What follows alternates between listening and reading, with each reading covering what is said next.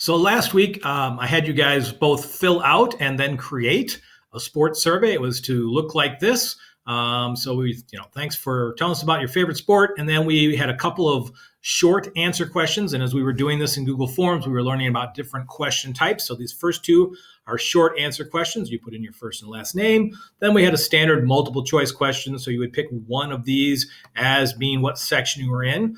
Then we went to one that was a checkbox question. And that allowed you to check multiple things, okay, to tell you which all that applied. Then we went down to what was called a drop-down box. And when we clicked the drop-down box, it would send us to another section. And that section would ask us either what was our favorite sports teams for these top ones here that are all team sports, or who was our favorite individual player if you chose one of these lower sports down here. And then from there, it sent you to a final couple questions, which asked how often do you watch sports? Like, is it all the time or never? Something along those lines. And that was a linear scale question that we asked for that one. And then our final question was one where we had a grid checkbox, and you were able to say what sport you would like to play professionally, a first, second, and third choice among a bunch of sports. Okay. So you should have both taken the survey and then created one that looks like that. If you didn't do the creating, there is a video on how to do that, and that still is in Google Classroom. It's got a link to an Edpuzzle video to watch that. Okay, so when we've got all these done, then if we go back to that survey, if I go back to the form, and this is my view of it. This is as an editor. This is my view of it. And I've got my questions as we showed you before. Went all the way down, and here was that last question that was a checkbox grid question. So from all those, I got 122 responses from you guys on that. So let's go take a look at what the responses are in forms. So this very first one actually collects your email addresses. If you looked in the form, it was telling you that. It's not a big secret that does it. You can turn off that feature, but this is pretty handy if I needed to email back somebody and say, hey, it said your favorite sports team was this, but is that really what it is? Or how could you actually like the team? I don't know, whatever. You can go in and use their email address to contact them. So that gets collected. Then down here are their first names and their last names. Now, if I was trying to use this information to give you a grade of did you respond to it, it would be really hard for me to use these two questions in this format to figure out, did that person respond to the survey and can I give them a grade for it?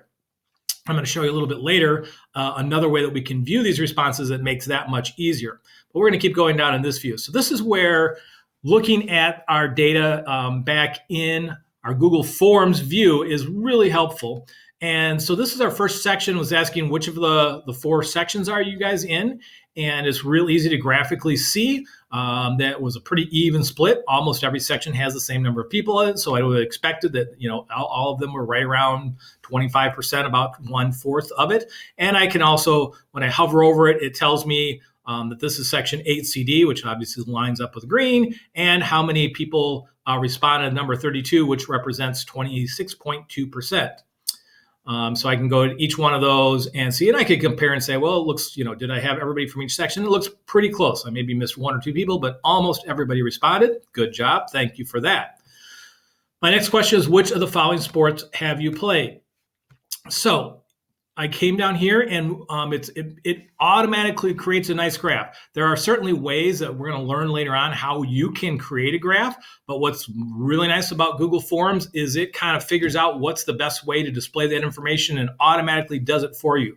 So Google Forms for gathering data is really nice when we get to this view, and we can see very graphically each one of the sports that we put in. And it's very obvious to see that basketball had the most people saying that they had played that sport, and then followed real closely behind by baseball and other. Of course, other is a bunch of different things, so it's not one sport, but you could say that basketball is the most popular sport, then by baseball, and then we get down to soccer and biking, which were tied. And then our least popular one down here is tennis, followed by hiking and then hockey. So very easy to graphically see what the data is telling us on each of these areas, okay? The next one is, which of the following is your favorite sport?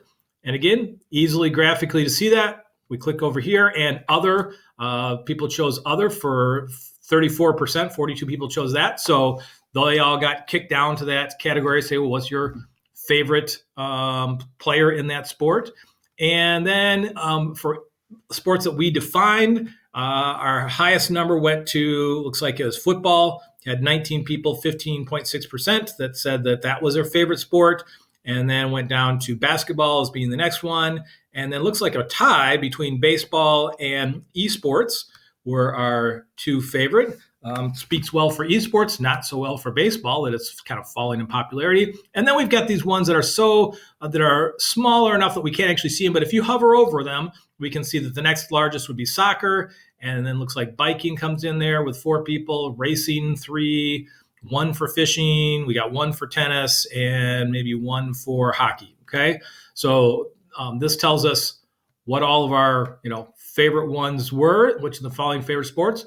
And then, of course, that kicked us over. So if I had chosen baseball, then it would kick me down to asking, what's your favorite team? Now, this is where the data gets a little bit off, because we allowed people to individually type in the name of their team. It meant that it looks like, there's 4 different versions of Cubs teams that each are kind of in there, and then White Sox. But the reality is, if you add these all together, you would end up with 10 people that said Cubs versus 1 that says Sox, okay? Because people spelled Cubs 4 different ways.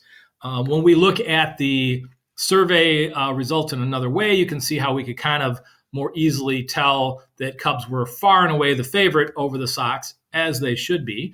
And so that skews our graphs a little bit.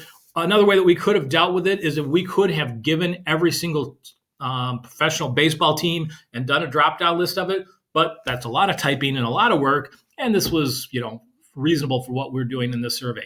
Same thing down here for basketball. We find that we've got Bulls, Chicago Bulls. Somebody says Lakers and Bulls. So we've got them coming in. So I would guess that if you were to add all those up, Chicago Bulls definitely won this one as the favorite team, but you have several that have Bucks on there. So there were the Bucks, the Milwaukee Bucks. That's another Milwaukee Bucks down there.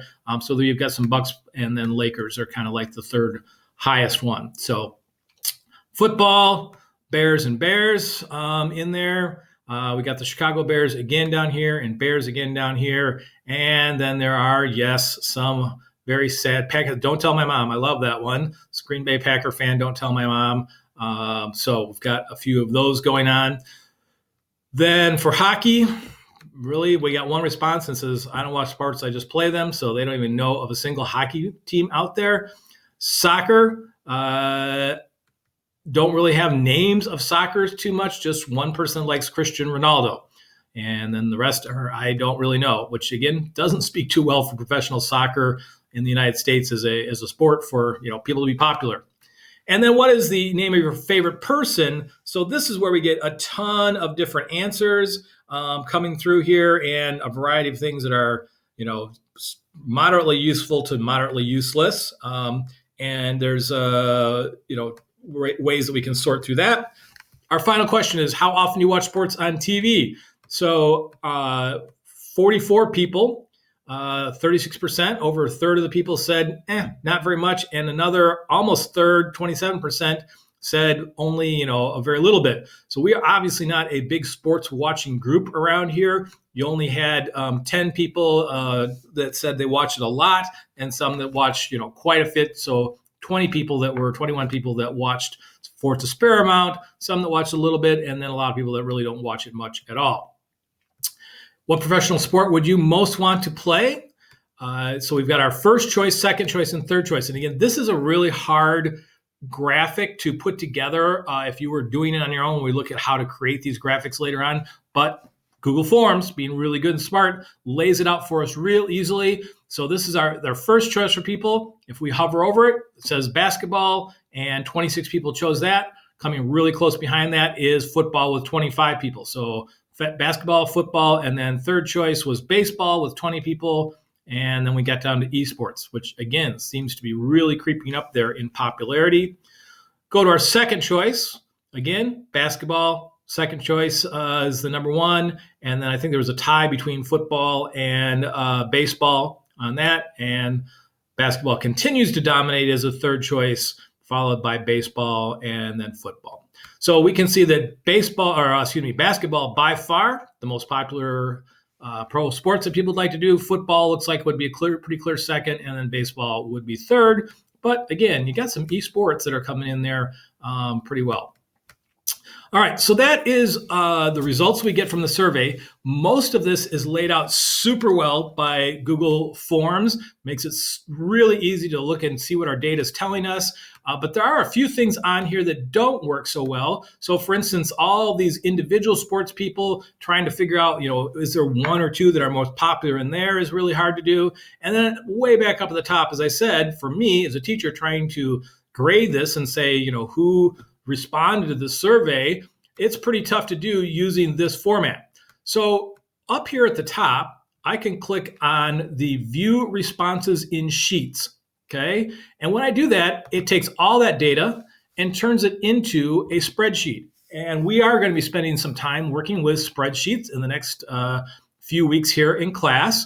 And all of the data that we just saw is all in here, but of course, it's not very pretty. It's kind of, all over the place on things, and it would be much, much harder for me to, go back and figure out if I'm trying to figure out what was, the most popular sport down here, right? Or what sports teams you want to figure out this data using this sheet is super hard to do. So it's very nice that Google Forms already does all this work for me, but there are things that I need to do. So for instance, I wanted to find out if everybody answered the survey and then give them credit. So you get a grade for what you did, right?